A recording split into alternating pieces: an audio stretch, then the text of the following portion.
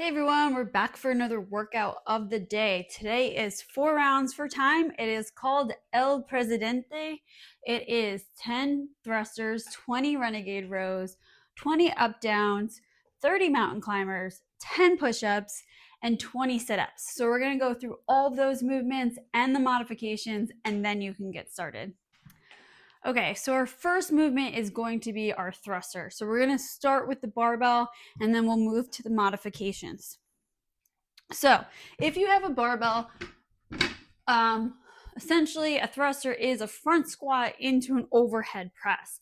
So we want to make this movement smooth and we want to stay consistent with the pace throughout the whole movement, throughout all the reps, right? So we want to pick a weight that we can do 10 reps with, essentially, because that's going to keep our movement nice and steady, right? So it's not about speed here. It's about a nice steady movement so that you can flow into each part of the movement. What we want to keep in mind is we want to make sure the barbell is resting on our shoulders. We're not holding it here. So if your elbows are down and your arms are here, you'll feel the struggle of holding the barbell.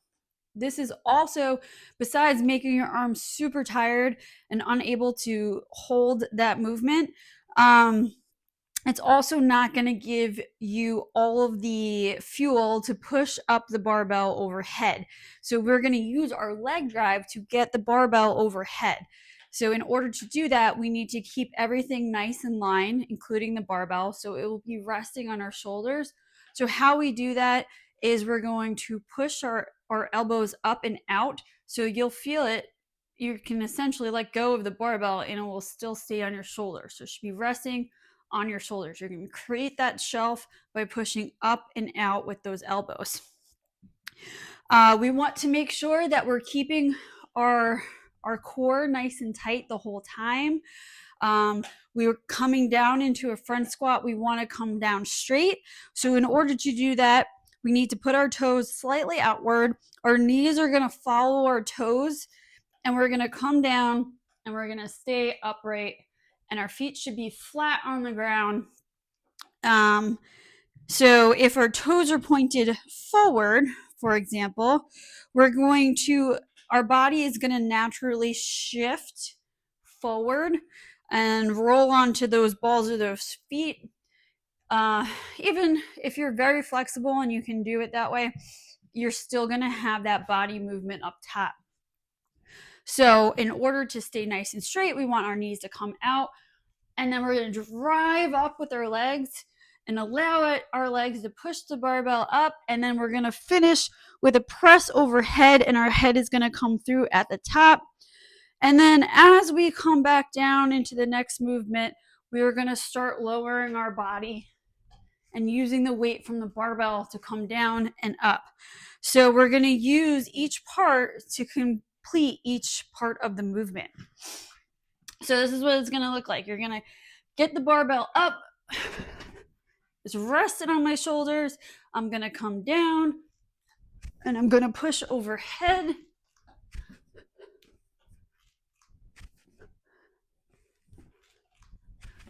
Maybe you can hear all the cracks of my hips.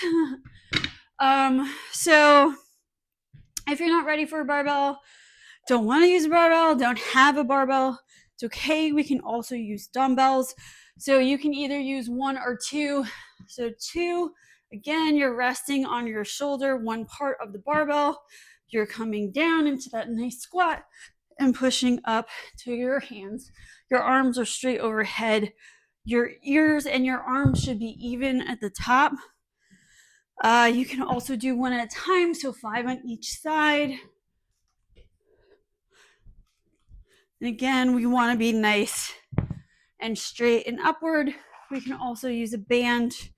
We're going to step into that band, rest it on our shoulders, come down, push overhead.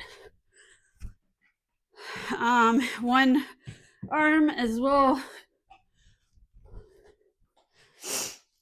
Okay.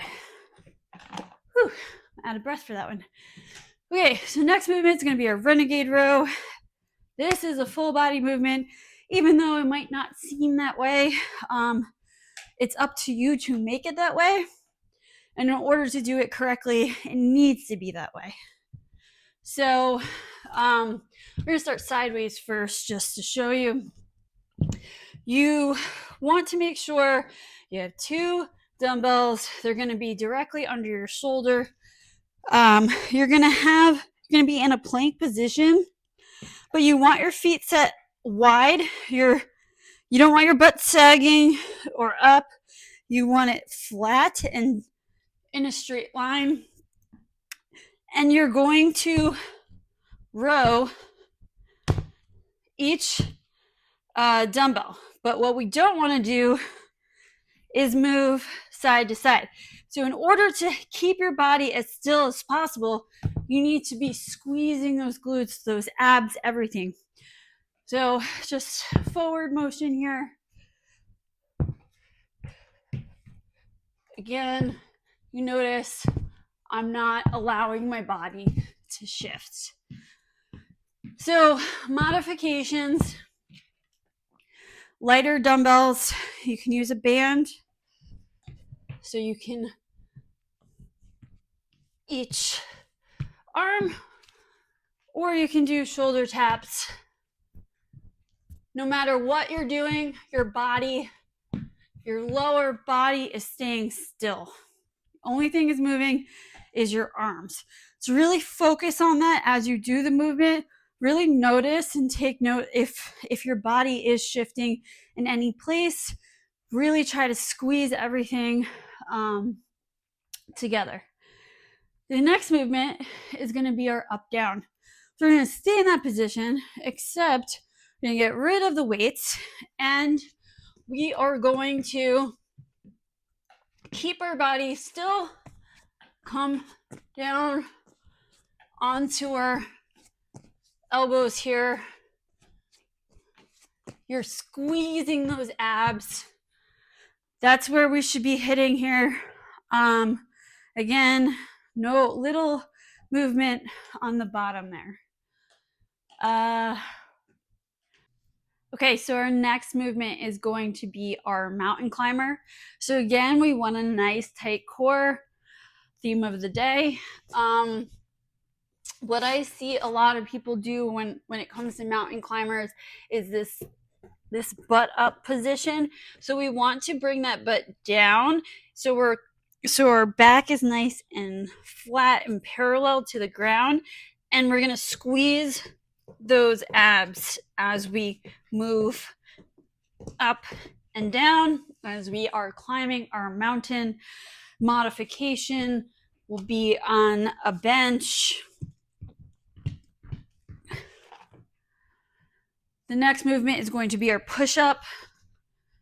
So what we want is our hand underneath our shoulder here.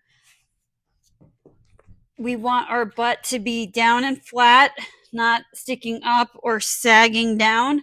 And we're going to come down in a nice straight line and all the way up. Modifications on your knees here. Same movement, no sticking that butt back. Come forward.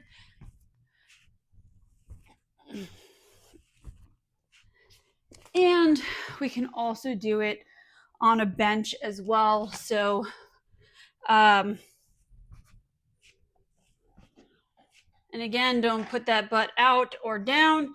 If at any time in any movement you're touching your front before your chest, that means you're sagging a little bit. So tighten that core up and just push your butt up a little bit. Next and last movement, again, a nice tight core. We're going to use that core to come up for our sit-up, touching those toes, squeezing those abs.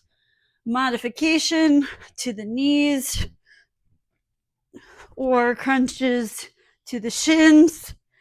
No putting your hands behind your neck, because that it will just strain our neck forward, which we don't want to do.